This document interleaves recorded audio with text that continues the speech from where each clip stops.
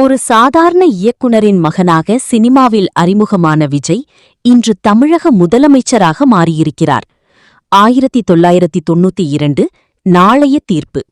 இதுதான் விஜயின் முதல் படம். அப்போது பலரும் அவரை விமர்சித்தார்கள். 1996 பூவே உனக்காக. இந்த படம் விஜயை குடும்ப ரசிகர்களின் மனதில் நிறுத்தியது. 1997 லவ் டுடே.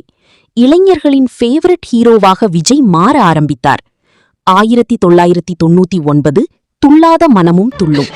இந்த படம் விஜயின் எமோஷனல் நடிப்பை அனைவருக்கும் காட்டியது. 2000 குஷி. யூத் ஐகானாக விஜய் வெடித்த படம். 2004 கில்லி. இதற்கு பிறகுதான் விஜய்க்கு மாஸ் ஹீரோ இமேஜ் உருவானது. ஃபயர். 2007 போக்ரி. விஜய் வந்தா மாஸ் தான் என்று ரசிகர்கள் கொண்டாட ஆரம்பித்த காலம். 2012 துப்பாக்கி.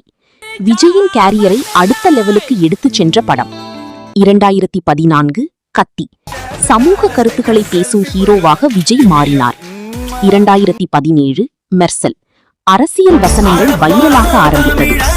2021 மாஸ்டர். பெரிய ஓப்பனிங் கிங் என்று மீண்டும் நிரூபித்த படம்.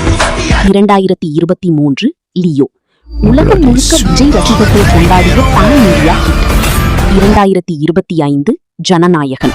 சினிமாவில் இருந்து அரசியலுக்கு முழுமையாக செல்லும் முன் வந்த இறுதி படம் என ரசிகர்கள் பார்க்க ஆரம்பித்தனர். ஒரு காலத்தில் இவரால் முடியாது என்று சொன்னவர்களை இன்று அவரை தளபதி என்றும் இப்போது முதலமைச்சர் விஜய் என்றும் அழைக்கிறார்கள். ஃபயர். உங்களுக்கு மிகவும் பிடித்த விஜய் படம் எது? கமெண்டில் சொல்லுங்கள். என்னடா நடக்குதுங்க?